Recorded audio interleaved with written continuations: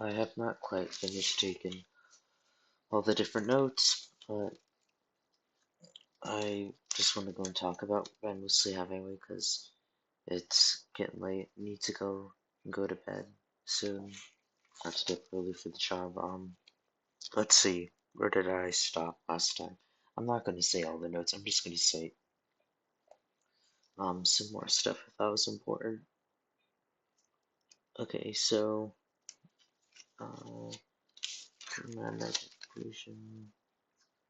All right, here it is. Um,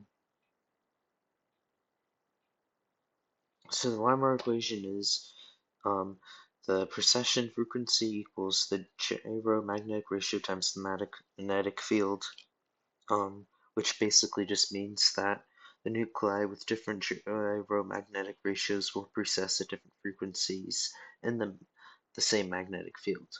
And if you increase the magnetic field strength, the nuclei will precess faster and will detect a higher frequency or, higher voltage. Um, yeah. So the angle the spin makes in relation to the magnetic field is called the amplitude. Um, the more perpendicular it is to the field, the higher the signal.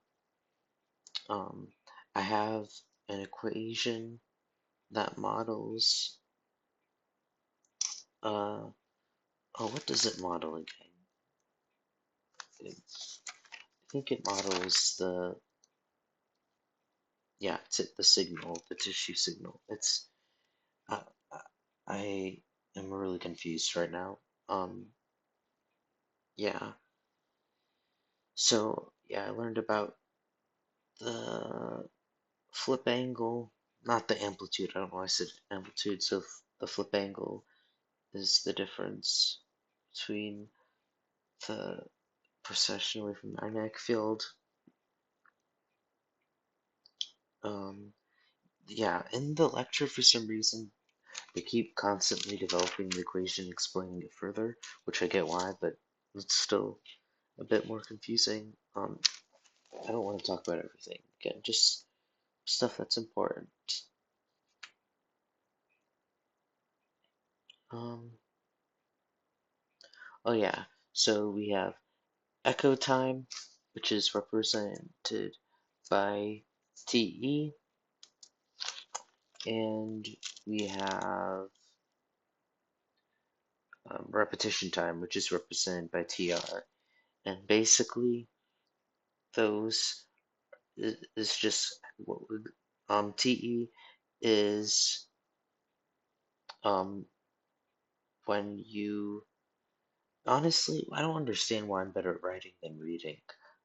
It's just because I'm confused right now. Honestly, I don't see the point talking about it when I don't even comprehend a lot of it.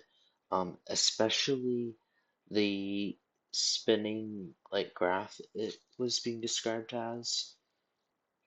The Yeah, there's this really difficult part where it's talking about this spinning Z axis that I really am having a hard time getting.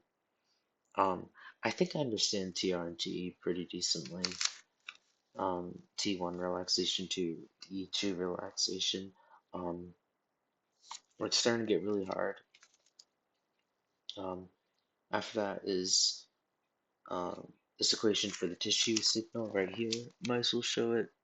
Oh, it's in mirror image on the computer. I might flip it back over in the video. I'm not sure. Um, but yeah, it's talking about Boltzmann magnetization or spin density, which I'm having some trouble with. And then, well, I mean, then times the T1 amount of T1 weighting, amount of T2 weighting. Basically, you have to balance out the T1, the 2, and the T2 in order to get a specific kind of scan. I tried to go and visualize it, some graphs. Um, this one was particularly helpful right here, talking about how you go the difference between a weighted image of T2, a T1 weighted image, and a spin density image. Uh, there isn't anything else really I can go and describe better because I don't comprehend a lot of it. Tomorrow during the break, I'm going to try and do some additional research from additional sources probably, and then move on to the second one. Maybe the second video will explain the first one better.